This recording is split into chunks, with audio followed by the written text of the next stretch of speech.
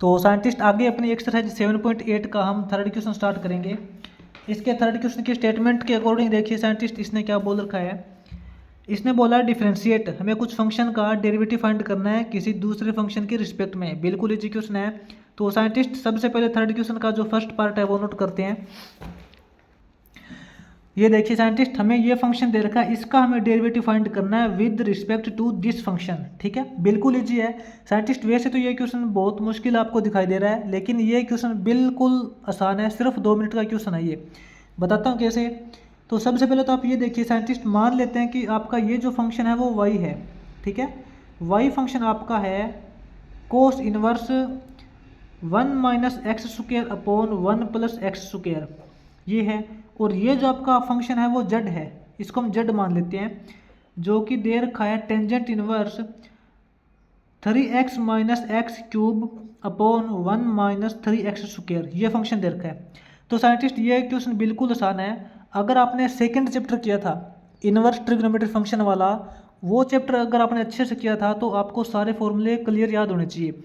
ये जो cos inverse 1 minus x square upon 1 plus x square है, ये एक डायरेक्ट फॉर्मूला होता है टेंजेंट इनवर्स का। ठीक है, टू टेंजेंट इनवर्स एक्स, इस कंप्लीट को हम लिख सकते हैं टू टेंजेंट इनवर्स एक्स। इसी प्रकार ये जो है tangent inverse 3x minus x cube upon 1 minus 3x square है, ये भी एक डायरेक्ट फॉर्मूला होता है। ये होता है 3 टेंजेंट इनवर्स x का। ठीक है, अगर आपने सेकंड चैप्टर अच्छे से किया है, अगर आपको सारे फॉर्मूले क्लियर है तो कहीं भी कोई प्रॉब्लम नहीं आएगी। ठीक है ना, हमने इसको ही 2 टेंजेंट इनवर्स x लिखा है और इसको ही 3 टेंजेंट इनवर्स x लिखा है, कोई दिक्कत नहीं है। ठीक है, ऐसा लिख सकते हैं। क्वेश्चन के अकॉर्डिंग तो हमें y वाले फंक्शन का डेरिवेटिव निकालना है z वाले फंक्शन के रिस्पेक्ट में, यानी कि d y upon d z हमें फाइंड करना है अकॉर्डिंग टू क्वेश्चन। ठीक है, गिवन प्रॉब्लम के अकॉर्डिंग। तो सबसे पहले तो y d y upon d x निकालेंगे। D y upon d x निकालेंगे, जो फंक्शन y है उसको x के रिस्पेक्ट में डेरिवेटिव करोगे। फंक्शन y अपना ये दे रखा है, यानी कि ये फंक्शन है। 2 तो आपका कॉन्स्टेंट है, कोफिशिएंट है। टेंजेंट इनवर्स x का डेरिवेटिव क्या होता है? टेंजेंट इनवर्स x का डेरिवेटिव होता है 1 अपॉन 1 प्लस एक्स स्क्वायर।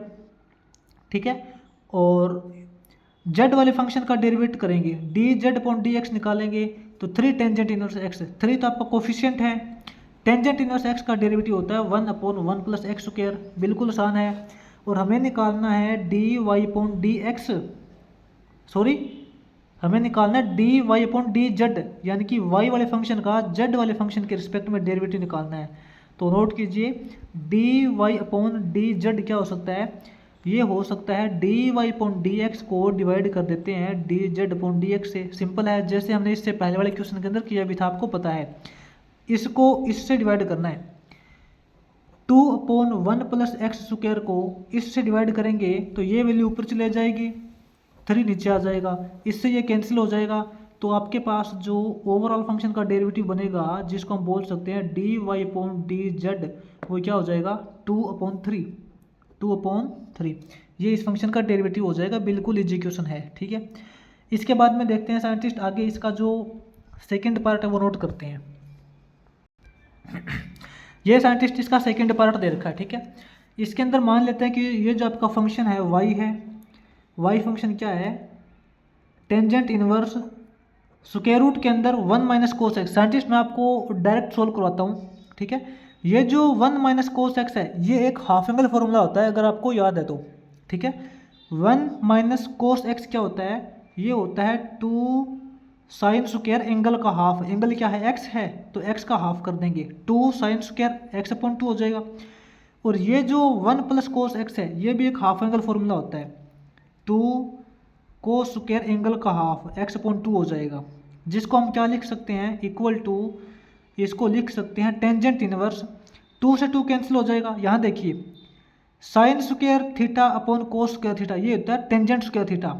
याद रखना, sine square upon cos square क्या होता है? टेंजेंट स्क्वायर होता है। टेंजेंट स्क्वायर का फिर ऊपर स्क्वायर रूट भी दे रखा है, तो सीधी सी बात है टेंजेंट बचेगा। अंदर क्या बचेगा?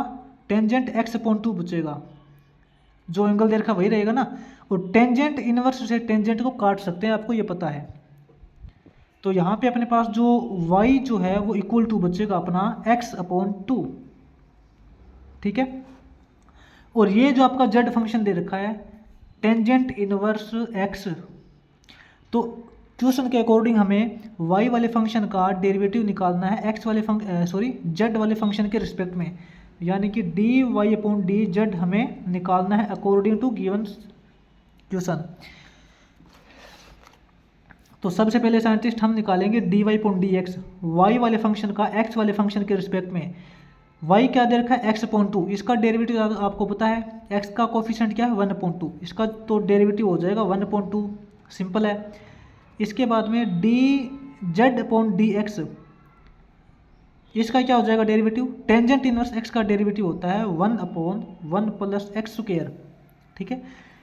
तो हम यहाँ पे d y upon d z कैसे निकाल सकते हैं, d y upon d x को डिवाइड कर देंगे d z upon d x से, इसको इससे डिवाइड करेंगे, ये है 1 अपॉन 2, इससे डिवाइड करेंगे तो ये 1 प्लस एक्स स्क्वायर ऊपर चला जाएगा, 1 नीचे आ जाएगा। तो सिंपल सी बात है, इसका जो d y upon d z है ओवरऑल कंप्लीट फंक्शन का डेरिवेटिव क्या हो जाएगा 1 प्लस एक्स स्क्वायर अपॉन 2, ठीक है। ये अपना कंप्लीट फंक्शन का जो डेरिवेटिव है वो आ जाएगा। इसके बाद में साइंटिस्ट आगे इस थर्ड क्वेश्चन का जो लास्ट पार्ट है, थर्ड पार्ट, वो सोल्व करते हैं। तो थर्ड पार्ट के अंदर साइंटिस्ट बिल्कुल इजी क्वेश्चन दे रखा है, एक फंक्शन दे रखा है, इसका हमें डेरिवेटिव करना है with respect to this function, ठीक है। मान लेते हैं कि ये आपका y फंक्शन है और ये z फंक्शन है, सिंपल है। तो सबसे पहले तो ये देखिए साइंटिस्ट, y और जो z है ना, इन दोनों को अलग अलग सोल्व करके एक बार सिंपल फंक्शन बनाते हैं, ठीक है। जितना मुश्किल दिखाई दे रहा है उतना है नहीं, बिल्कुल इजी क्वेश्चन है। मान लेते हैं कि लेट जो y फंक्शन है वो आपका है sine inverse 2x square root के अंदर 1 माइनस एक्स स्क्वायर, ये y फंक्शन है। और जो आपका z फंक्शन है वो ये है tangent inverse x upon square root के अंदर 1 माइनस एक्स स्क्वायर, ये y है और ये z है। क्वेश्चन गिवन प्रॉब्लम के अकॉर्डिंग तो हमें y वाले फंक्शन का डेरिवेटिव निकालना है with respect to z function, ये हमें फाइंड करना है। तो सबसे पहले तो ये देखिए y वाला जो फंक्शन है वो कैसे बनेगा। y जो फंक्शन दे रखा है वो है अपना साइन इनवर्स ब्रैकेट के अंदर 2x to 1 minus x square under the square root. इसके अंदर साइंटिस्ट ऐसा करते हैं, ये जो x है इस x की जगह साइन थीटा पुट कर लेते हैं, ठीक है।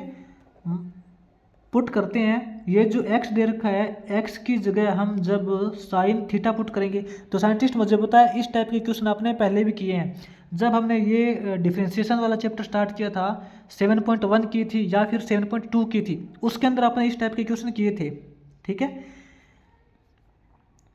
x की जगह जब हम साइन थीटा पुट करते हैं तो अपना फंक्शन क्या बनेगा, y is equal to sine inverse 2 sine theta हो जाएगा, 2 साइन थीटा हो जाएगा। यहाँ देखिए x की जगह जब हम साइन थीटा पुट करोगे तो 1 माइनस साइन स्क्वायर थीटा हो जाएगा। याद कीजिए 1 माइनस साइन स्क्वायर थीटा क्या होता है, कोस स्क्वायर थीटा होता है, और कोस स्क्वायर थीटा का ऊपर स्क्वायर रूट दे रखा है तो कोस थीटा बचेगा, सिंपल बात है, कोस थीटा बचेगा।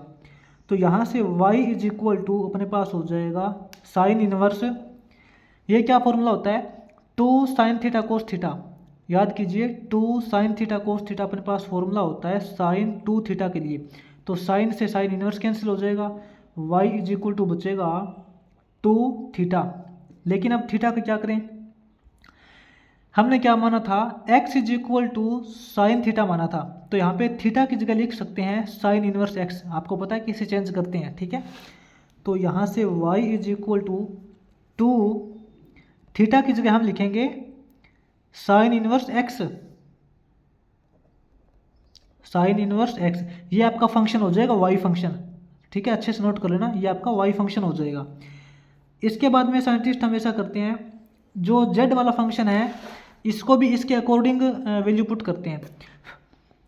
z वाला जो फंक्शन दे रखा है वो आपका है टेंजेंट इनवर्स ब्रैकेट के अंदर x अपॉन स्क्वायर रूट के अंदर 1 माइनस एक्स स्क्वायर। तो साइंटिस्ट मैं आपको सिंपल बताता हूँ कि हमारा जो मेन मोटिव होता है वो ये होता है कि यहाँ पे तो साइन इनवर्स को हमने कैंसिल किया था, इससे ये काटा था, और यहाँ हमें टेंजेंट से टेंजेंट इनवर्स को काटना है। तो अंदर देखिए टेंजेंट कैसे बन सकता है, सेम केस यहाँ पे अप्लाई करते हैं। मान लेते हैं कि x is equal to sine theta put करते हैं, तो आपका z फंक्शन क्या बनेगा, टेंजेंट इनवर्स x की जगह जब हम साइन थीटा पुट करेंगे तो मैं आपको डायरेक्ट सोल्व करवा देता हूँ। x की जगह जब साइन थीटा पुट करेंगे तो ये हो जाएगा sine theta divide by x की जगह साइन थीटा पुट करेंगे 1 माइनस साइन स्क्वायर हो जाएगा। 1 माइनस साइन स्क्वायर होता है कोस स्क्वायर, और कोस स्क्वायर का रूट करेंगे तो सिंपल कोस थीटा बचेगा, ठीक है ना। तो z इज इक्वल टू अपना हो जाएगा टेंजेंट इनवर्स साइन थीटा अपन कोस थीटा क्या होता है, टेंजेंट थीटा होता है। टेंजेंट से टेंजेंट इनवर्स कैंसिल हो जाएगा, z इज इक्वल टू बचेगा थीटा। लेकिन थीटा क्या है, x is equal to sine theta है, तो थीटा का मान साइन इनवर्स x हो जाएगा, साइन इनवर्स x हो जाएगा, ठीक है। ये आपका y फंक्शन है और ये आपका z फंक्शन है। अब आप ऊपर वाले फंक्शन को भूल जाइए, हमने इसको x is equal to sine theta put करने के बाद बिल्कुल इजी सिंपल फंक्शन के अंदर कन्वर्ट कर दिया। अब हमें इसका x के रिस्पेक्ट में डेरिवेटिव करना है। dy अपॉन डी एक्स क्या हो जाएगा, 2 तो कोफिशिएंट है और साइन इनवर्स x का डेरिवेटिव होता है 1 अपॉन स्क्वायर रूट के अंदर 1 माइनस एक्स स्क्वायर, ठीक है। और यहाँ पे D z upon d x करेंगे, इस फंक्शन का x के रिस्पेक्ट में डेरिवेटिव करेंगे। यहाँ पे तो डायरेक्ट पता चल रहा है कि साइन इनवर्स x का डेरिवेटिव होता है 1 अपॉन स्क्वायर रूट के अंदर 1 minus x square d y upon d x.